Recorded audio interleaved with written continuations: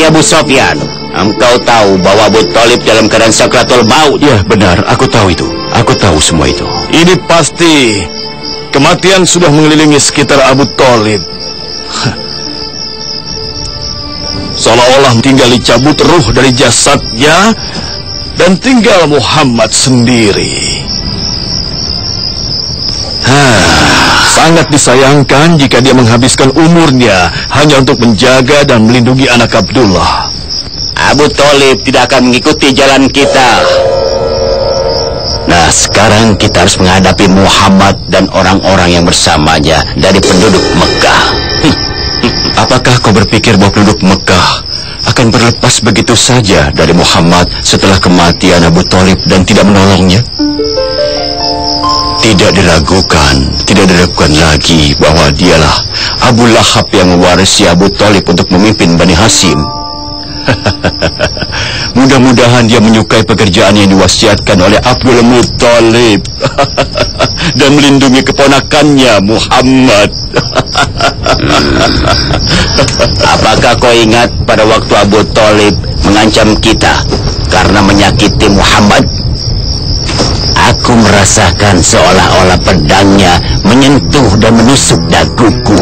Aku tidak akan melupakan pandangan buruknya yang ia pandangkan kepadaku waktu itu.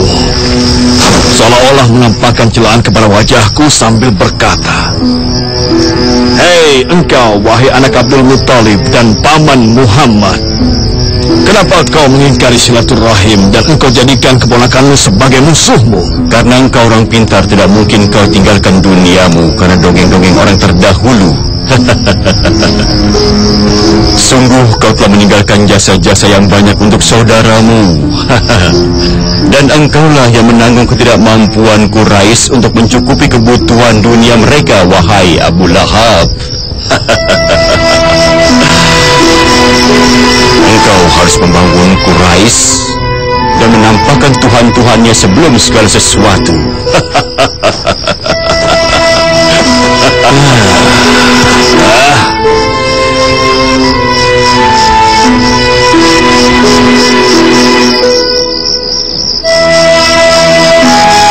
Dan ketika telah dekat ajal Abu Thalib, tidak ada yang membuatnya sedih karena kematiannya dan karena saat berpisah dengan orang yang dicintai. Akan tetapi yang membuatnya sedih adalah karena Muhammad tinggal sendiri di antara musuh-musuhnya. Oleh karena itu, hal yang sangat diinginkan sebelum nafas terakhirnya adalah agar dibuat perjanjian damai antara Rasulullah dan pembesar Quraisy.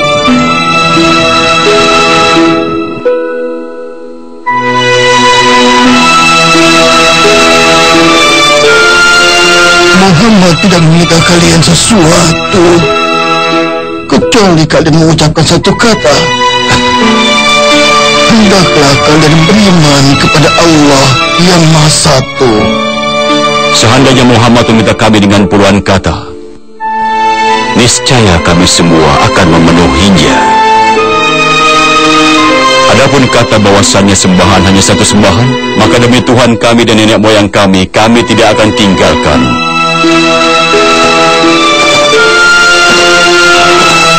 Sesungguhnya kalian semuanya takut dan tidak mau mengatakan padanya.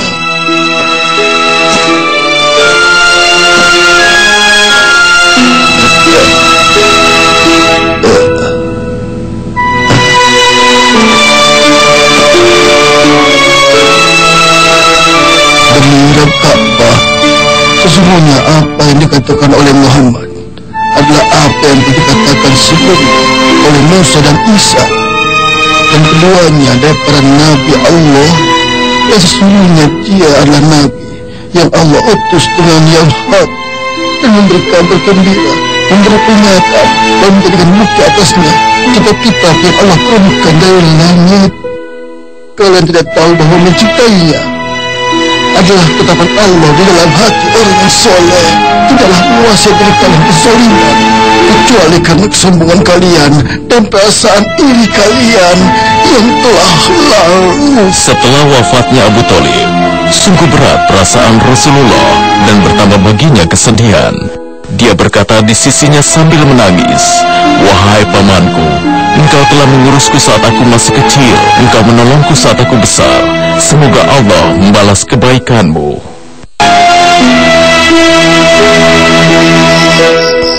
Setelah wafatnya Abu Thalib,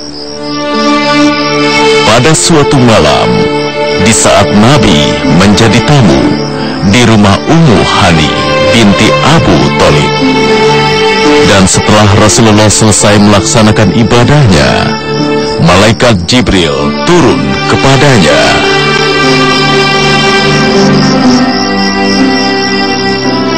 Bismillahirrahmanirrahim. Subhanalladzi asra bi'abdihi laylan minal masjidil haram ilal masjidil aqsa alladzi barakna hawlah linuriyahu min ayatina innahu huwas sami'ul basir. Maha benar Allah yang maha tinggi lagi maha agung.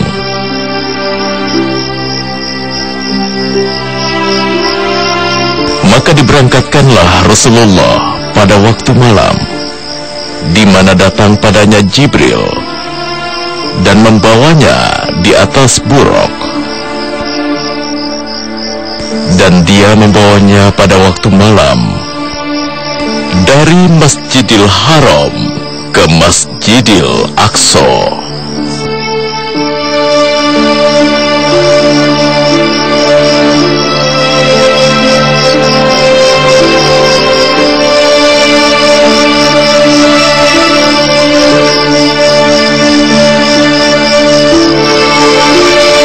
Nabi dan kendaraannya pun turun di Masjidil Aqsa, Baitul Maqdis.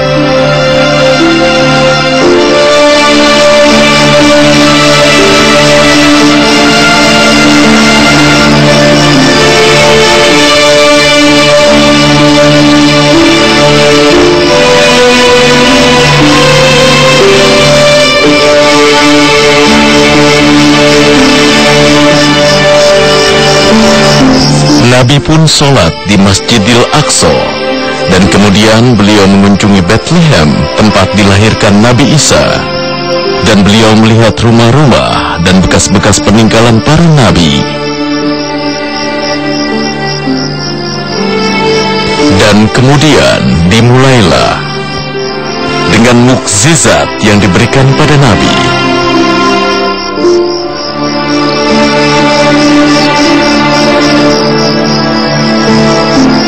Jibril mengajak Rasul naik dari Masjidil Aqsa menuju langit ketujuh. Dan di sana tampaklah bagi Nabi akan bintang-bintang dan planet-planet. Dan beliau bertemu dengan ruh-ruh para nabi. Beliau berbincang pada malaikat. Beliau melihat penghuni surga dan melihat penghuni neraka. Bismillahirrahmanirrahim. Wan najmi idza hawa ma dhalla sahibukum wa ma ghawa wa ma yantiqu 'anil hawa in huwa illa wahyun yuha 'allamahu shadidul quwa dhu marratin fastawa وهو بالأفق الأعلى ثم دنا فتدلى فكان قاب قوسين أو أدنى. Dari langit Nabi turun di Masjidil Aqsa, dan dari sana Jibril pun mengajak kembali ke Mekah Al-Mukarramah dengan mengendarai buruk. Nabi Muhammad SAW melakukan perjalanan itu dalam waktu 1 malam. Dan sebelum terbit fajar, Nabi kembali menuju ke rumah Ummu Hani.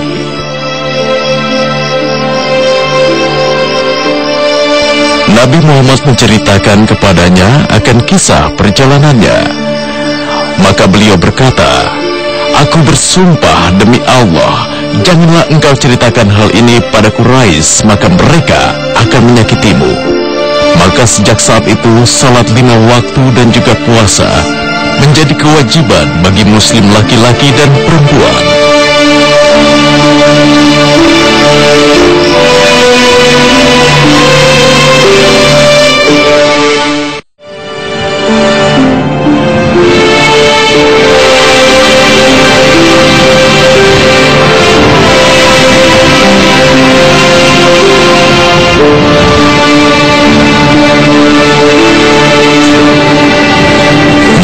Tersebarlah berita Isra dan Mi'raj Nabi di Mekah. Dan hal ini menambahkan kemarahan dan kebencian bagi pembesar Quraisy. Kabarkan kepada aku, kawan, bagaimana mungkin bagi seseorang untuk melipat gunung-gunung dan lembah-lembah dan segala sesuatu dalam satu malam, menuju dari Mekah, menuju ke Syam, kemudian dia naik ke langit dalam satu malam dan kembali sebelum terbitnya fajar. Sungguh bertambah parah penyakit gila pada Muhammad. Dia selalu menyangka segala yang dilihatnya dalam mimpinya sebagai kenyataan.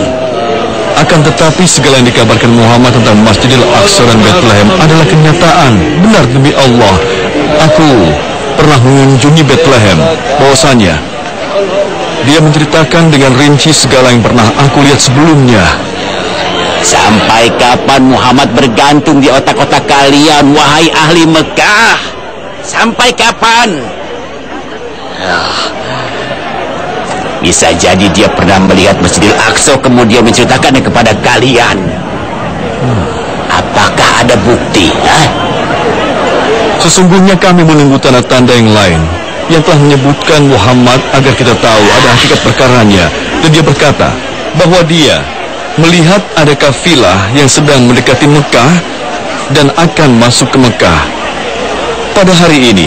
Dan kafilah datang dengan onta yang berisikan emas dan juga perak.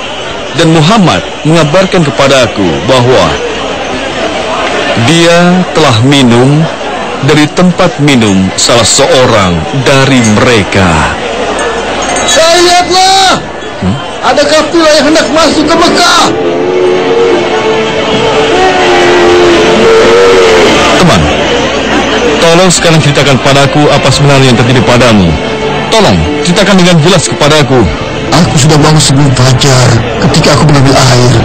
Dia sudah berdiri di sana ketika waktu menjelang fajar.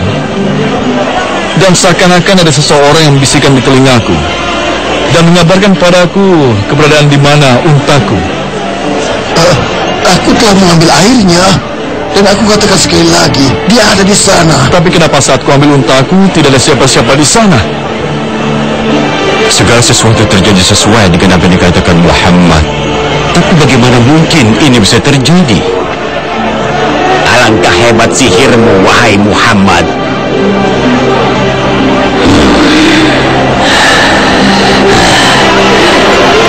Engkau sebarkan sihirmu kepada semua yang mengikutimu.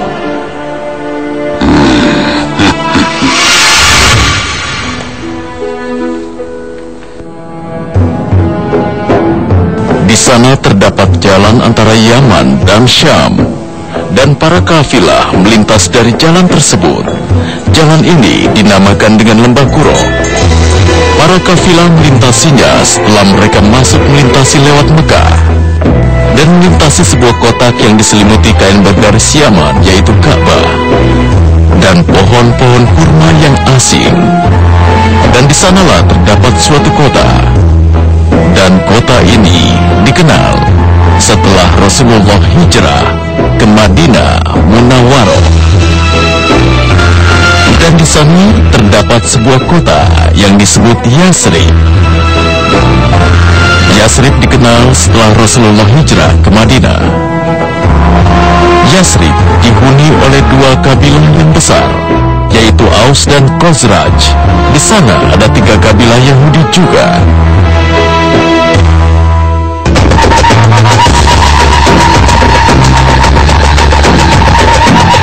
Ya